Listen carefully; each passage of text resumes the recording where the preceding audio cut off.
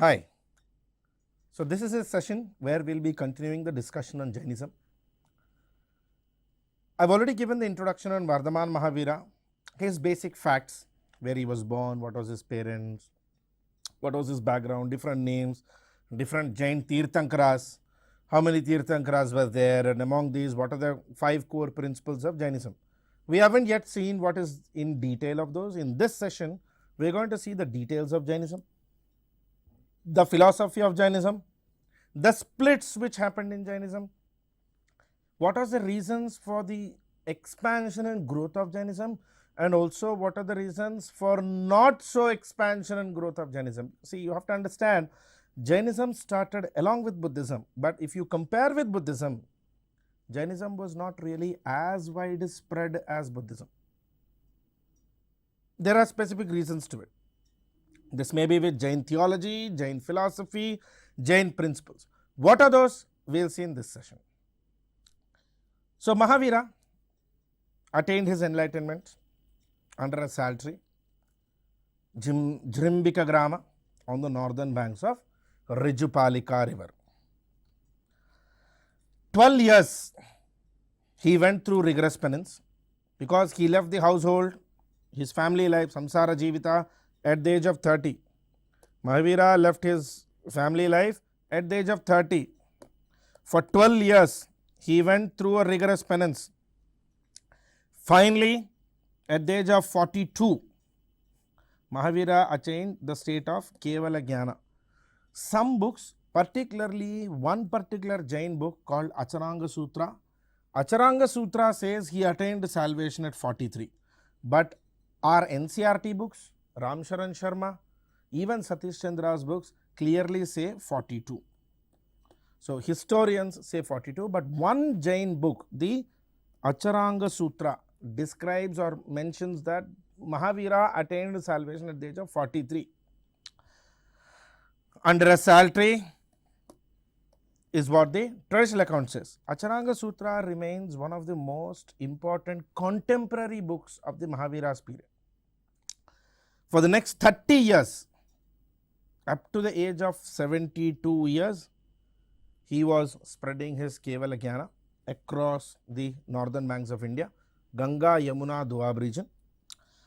72 years, 4.5 months, he attained Mahanirvana or death. Mahaparinirvana is what death is called at Pavapuri, and this he attained through Sallekhana Vrata. I have explained already before, Sallekhana Vrata is also called Santara. Santara is a practice where generally Jains do not eat food, do not drink water, and eventually give up the life through a very painful process. Few years back, Rajasthan High Court called this suicide, but eventually, since they are a religious minority and their religious practices are protected, at this point there is still a grey line between should we really even consider Sallekhana Vrata as a practice of suicide or not. You have to understand, suicide is actually a crime in general, as we see under the Indian Penal Code. Mahavira's teachings.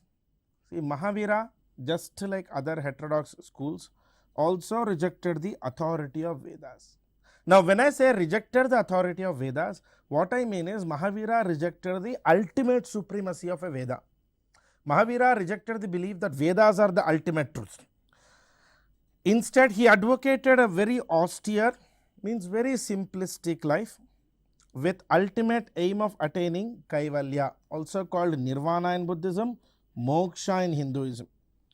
Mahavira, however, recognized the existence of God, but placed him lower than the Jina.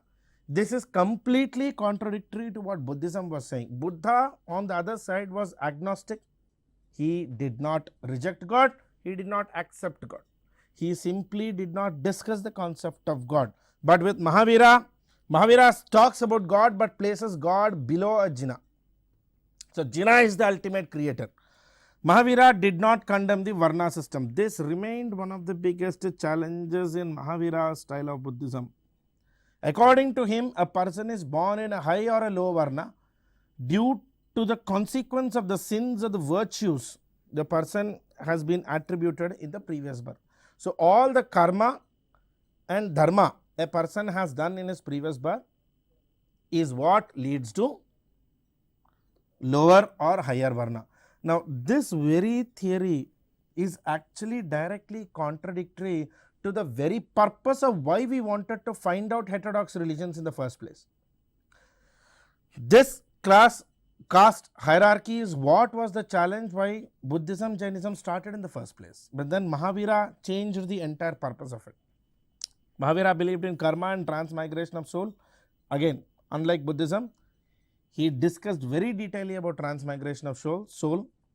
For Mahavira, right knowledge, right faith, right action are the only ways to attain Kaivalya. Samakya Jnana, Samakya Acharana, Samakya Darshana. Okay. Did not condemn Varna system, rejected the ultimate authority of Vedas. Two important things about Mahavira that you have to always remember. Some of the important symbols and instruments of knowledge in Jainism. Rishabhanada or Adinada, first guru, symbolized with bull. Parshavanada, hooded snake. Mahavira as a lion. Mahavira is, the symbol of Mahavira is a lion, a roaring lion. Wherever they do not want to physically show Mahavira, he is represented as a roaring lion. Now, important teachings of Mahavira. As I said, Mahavira rejected Vedas and Vedic rituals. For him, Vedas were just like any other book. They are not the ultimate. According to Mahavira, the world is run by the law of karma. Sat karma, sat dharma. That's the concept. Universe is a product of nature, which is the outcome of cause and effect. So, he gave utmost importance to actions. In fact, Mahavira's speciality is, or Jainism's speciality is, the idea that man is the architect of his own destiny.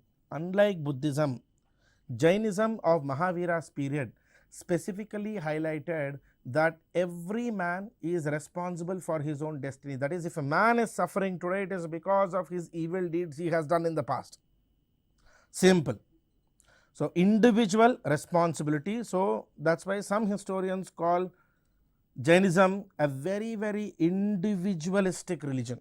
Very individualistic religion. Mahavira believed in karma, the transmigration of soul, Atma, Paramatma concepts. Okay. Good or bad karmas is the only way for suffering or happiness, according to Mahavira. And Mahavira, if you remember, he gave three ratnas, the three rules. Samakya Jnana means right knowledge. Samakya Darshana means right view. Samakya Acharana means right conduct or right faith. These three are the core principles on which a person must live if a person wants to attain Kaivalya. Samakya Darshana or right faith. This doesn't mean believing what you are told blindly, but actually seeing things properly and avoiding preconceptions and superstitions that get in the way of teaching, that get in the way of clearly understanding. According to right faith, belief in the true prophets, that is the Jain Tirthankaras, true scriptures, that is Jain Shastras or Jain Agamas, and true preceptors, which is Jain saints, Jain monks today, is the only way for right perception. Following the Tirthankaras, following their writings and following the disciples of those Tirthankaras, the Jain monks, is the only way for Samakya Darshana. Samakya Jnana means, this means having an accurate and sufficient knowledge of the real universe. Requires a true knowledge of 5 substances, the 5 padarthas, and 9 truths of the universe. If our character is flawed, our conscience is not clear, knowledge alone will not help achieve composure and happiness. A person who has right knowledge will naturally be free from all sorts of attachment and desires. Samakya Jnana. Then Samakhya Charita or Samakhya conduct. Living your life according to Jain rules. The 5 rules you remember: Satya, Ahimsa, Asteya, Aparigraha, Brahmacharya.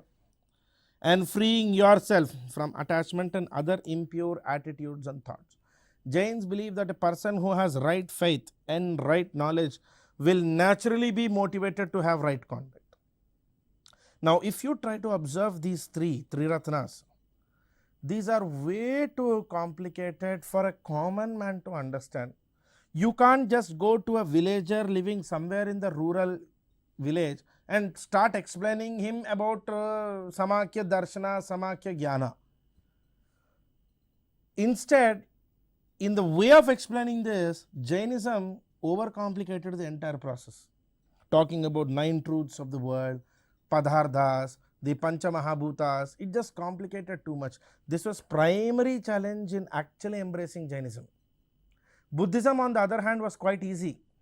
And see these 5 rules of Jainism. According to Acharanga Sutra, Ahimsa, Satya, Asteya, Aparigraha, Brahmacharya. If you observe this, while this can be followed, you can't literally follow these by word. For example, if everybody follows Brahmacharya, the entire civilization is lost. Entire civilization is lost. Ahimsa, non-violence, the first major vow that every Jain follower is supposed to take. Minimizing intentional and unintentional harm. Both you plan himsa or unplanned himsa, both are to be avoided. And ahimsa is to be followed not just in actions but also in speech and thought. Basically, very complicated. Trying to follow ahimsa even in the thought is a very, very complicated process. Satya, truth. Always speak the truth. Given that non-violence is priority, in a situation where speaking truth could lead to violence, silence is suggested. If you telling the truth will lead to violence, remain silent. Asteya, not to steal. Jains should not take anything that is not willingly offered. Attempting to extort material wealth from others or exploit the weak is considered theft. Basically, you can say money lending. Usuri is actually prohibited in Jainism. It is considered threat. It is considered theft, a breach of the Jain philosophy. Brahmacharya, this requires exercises control over the senses and control indulgence in sexual activity. And aparigraha, non-materialism and non-attachment to objects, places and people. Jain monks and nuns completely renounce their property and social relations. These 5 rules, ahimsa, satya, asteya, brahmacharya, aparigraha, are easy said, almost impossible to follow. Very, very difficult to follow. It's not so easy to follow. Eventually, 12 years, somewhere about Mahavira died somewhere about 523 BC. 200 years later, approximately about 321 to 301, around this period BC, there was a great famine in Magadha. At that time, Magadha's king was Chandragupta Maurya. So, in order to avoid impact on the Magadhan state economy and able to feed all the people, Chandragupta Maurya, along with his guru Bhadrabahu, they all, a few followers, travelled to Karnataka, the place which we today call 𝗧𝗏𝗏. Few Jains lived in Magadha only. Those were under Sthulabahu. Some books call him Stulabhadra. So, there were 2 groups. One group in Magadha, the Stulabhadra group. One group went to Karnataka, 𝗧𝗏𝗏. This is the Bhadrabahu group. The Magadhans, the Karnatakas. The northerners, the southerners. Eventually, when the Karnataka group went back to Magadha, there was a dispute. The followers of Sthulabahu rejected the followers of Bhadrabahu. This led to a split. So, Sthulabahu's followers became Shvetambars. Bhadrabahu's followers became Digambars. Digambar literally means sky clad, means naked, southerners. they consider sky to be their clothing. 𝗧𝗏𝗪s are white clad, they wear white clothing, they are the Magadhans. The split essentially happened when the southerners went back to Magadha after the famine. There were two Jain councils which happened just like Buddhism. First council was held in Patliputra and it led to the compilation of the first 12 books, the 12 Angas. Digambars boycotted it because the session was chairmaned by Stulabahu. Okay. 𝗧𝗏𝗪s conducted it, so Digambars boycotted the council. Second council happened in Vallabhi, Gujarat, 5th century AD by 𝗧𝗏𝗪s under the leadership of 𝗪𝗶_𝗪𝗁. Again, naturally 𝗧𝗏𝗪s conducted it, not many Digambars attended it. Okay. So, in both the councils largely was conducted by 𝗧𝗏𝗪s, both the Jain councils. Jain philosophy is slightly different and slightly more complicated. It believes in complete independent existence of soul and matter. It rejects the idea of a supreme creator or a supreme god. Remember this, Jainism rejects the idea of a supreme creator or a supreme god. It rejects this concept that there is a supreme god. It only believes in karma. Karma is the dharma in Jainism. And relativity and multiple facets of truth are very, very important. This concept is called Anekantavada. Jainism also rejects this concept that there is something called universal truth, that a truth is ultimate. Jainism believes truth is always perceptive, always multifaceted. There are multiple versions of one truth. There is nothing called universal truth in Jainism. For Jainism, morality and ethics are the ultimate purpose. And as I said, completely individualistic nature of soul and personal responsibility for one's decisions. In Jainism, individuals are responsible for themselves.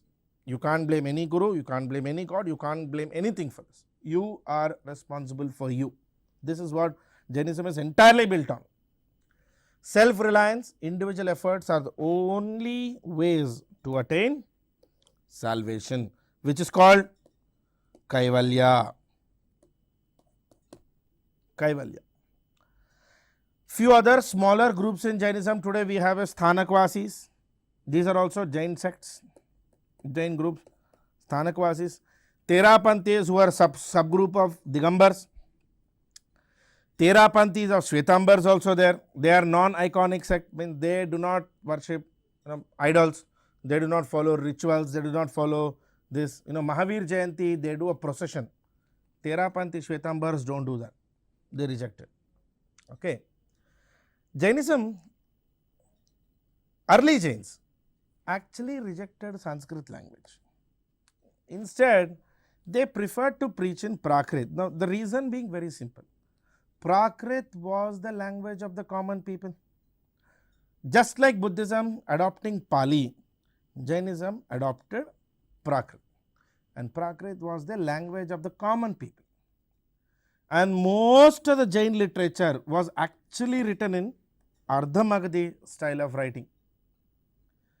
Many kings like Udayana of Haryanka dynasty in Magadha, the successor of Ajatashatru, was a very devout follower of Jainism.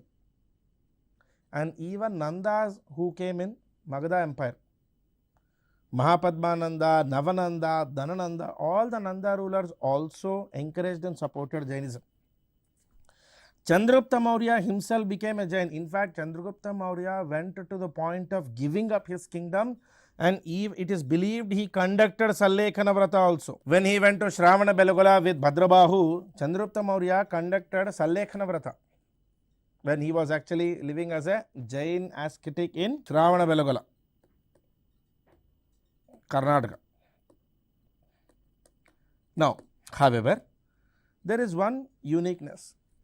Kalinga kings of Odisha, they also supported Meghavarna Karavela, Kalinga Karavela. They also encourage Jainism. Yet, the number of kings who supported Jainism is comparatively lesser if you compare with Buddhism and Hinduism. Now the reason being pretty simple. Jainism's emphasis on ahimsa was not something which was quite easier for every king to follow. A king had to be practical. I mean, Raja Dharma was always important than the Dharma. Now this moral dilemma always remained a challenge for the Jain kings. By 5th century AD, many royal dynasties in South India, like for example the Gangas, the Kadambas, the Chalukyas, the Rashtrakutas, they all patronized Jainism. Yes, but literally none of these kings actually followed all the Jain principles literally. I mean, none of these kingdoms in South India followed Jain principles by word. Everybody altered or changed these principles to best fit their kingdom. Okay. Coming to Jain literature, just like Buddhism, Jainism also has two types of literature, guys. Canonical, non-canonical. As I said previously, canonical means those which cannot be altered. These are like Jain Agama Shastras. They can't be reinterpreted, they can't be re-understood. Everything has to be read as they have been said. Word to word, concept to concept, yes. However, there are other Jain books like Sivaka Sintamani in 𝗪𝗏 or Parishishta Parvam by Hemachandra, which are non-canonical books, can be re-understood, can be rethought. Jain literature, as I said, was largely written in Ardhamagadhi, form of Prakrit. The language which Jains used was itself Prakrit. Eventually, thanks to Jainism, from Prakrit language, 𝗪𝗏 developed, and 𝗪𝗏 is the mother language from which Marathi came to existence. Many of the Deccan central Indian languages which we have today come from 𝗪𝗏, which were itself started coming from Prakrit. And for your information, always remember, Jainism was a very active religion in central India, also in South India. Even during Sangam period, we see very active prominence of Jainism in Sangam region of Tamil Nadu and even in Karnataka. Canonical books, as I said, written in Ardhamagadhi. They can be classified into 12 parts or 12 angas and 12 upa-angas, 12 small parts, 10 prakrinas and 6 Chedi Sutras, 4 Mula Sutras. So it's a whole big set of books. Airamga Sutra, commonly called Acharanga Sutta, deals with the rules of conduct. It actually is one of the largest source of Jain book. Acharanga Sutra. 6 Chedi Sutras deal with disciplines which need to be followed by Jain monks and nuns in the Jain monasteries or Jain church. The non-canonical books, plenty. There is no limit to this. Mahavira Charitam, Parishishta Parvam by Hemachandra, the books written during the Bhadrabahu's period like the Niryuktis. Non-canonical books are subject to interpretation and they are generally meant to give overall idea, the overall belief and overall concept of Jainism, rather than just blindly following the rules like that of canonical books. Now, big philosophy, 24 Tirthankaras, a lot of information, lot of philosophy, lot of understanding, quite effective. A lot of effort was also done in spreading Jainism. In fact, during Mahavira only Jain church was created, Jain monasteries were created. Jainism was spread across from village to region to region. Many kings also supported. Still, Jainism is hardly a major religion in this country. Even in the country of its origin, Jainism is hardly a major religion. Now, there are few reasons mainly for this. Number one, total or at least a major lack of patronage. Chandragupta Maurya, before him Udayana, after him Dasaratha, Kalinga kings, Chalukya, Rashtrakuta, hardly there are about 5 dynasties which really supported Jainism at best. And even these 5 did not support Jainism as in the original form. They gave a slightly new interpretation to Jainism and new methods of new understanding of Jainism. And then there is also lack of effort even among the Jain monks to spread this word as it is. Early Jains used to believe that you need to be eligible to become a Jain. It's not as if you just go, a monk goes and preaches and you just adopt Jainism and you become a Jain. It didn't work that way. The early Jains put less effort in actually spreading the theory of Jainism, the theology of Jainism. And then severity of Jainism. Take an example of ahimsa. No? Not only physical, vocal and psychological ahimsa. An average human would always feel this a major challenge to do psychological ahimsa. I mean, you should not attack somebody, don't even plan an attack on somebody. That's a big thing. That's not something an average normal human can do. And then unintelligible philosophy. The theory is that there is no prapancha satya, vishwa satya, truth is perceptive, truth is imaginative. This sort of philosophy was too unintelligible, particularly for the rural, beyond normal comprehension. And then factionalism in Jainism.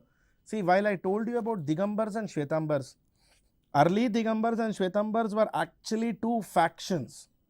So Shvetambars reject Digambars as Jains, Digambars reject Shvetambars as Jains. Now this remained a challenge for the spread of Jainism. And then people had an even simpler alternative. See, the reason why people would have wanted to embrace Jainism is their rejection to the rigidity of later Vedic philosophy. When Buddhism was there, why become complicated with Jainism? Buddhism was easier to follow, very simple, straight to the point, and it was extremely practical. In fact, no rules, no rituals. You want God, you accept. Don't want God, accept. That's what Buddhism was, agnostic. All these confusions of philosophy and metaphysics and world and universe, no discussions in Buddhism, simpler to follow. And then Hindu preachers. By the time of Bhakti movement, Jainism ended up becoming a subset of Hinduism. So eventually many of the rigid principles of Hinduism started to embrace into Jainism. Having said that, there are some important contributions of Jainism. Jainism, as you see, I told, used Prakrit language, Ardha-Magadhi script. This became the major source of Kshauraseni language, which eventually led to development of many regional languages in India. Then ahimsa. India as a society, not just as a polity, as a society, as a civilization, is known for its ahimsa. There is no question to say that ahimsa's influence on India is essentially because of Jainism. In fact, a fact for you is Mahatma Gandhi's family was actually half Hindu, half Jain mix. His mother was a very close follower of Jain teachings. No wonder Gandhi had so much high influence on non-violence, ahimsa, as said in Mahavira's Jainism. Jainism also influenced politics. Jainism helped in creating ahimsa and discipline and morals and ethics in politics. And given that Jainism emphasized on ahimsa, many of the activities, even agriculture activities, were generally prohibited, because in agriculture you need to kill pests, you need to kill animals, you need to use chemicals on earth.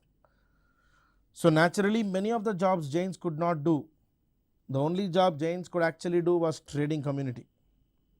And Jains, thanks to trading community, always encouraged a healthy society with charity and peace. Because their religion was very peaceful and needed aparigraha, many Jain monks and many Jain people used to do a lot of charity work, establishing charitable institutions.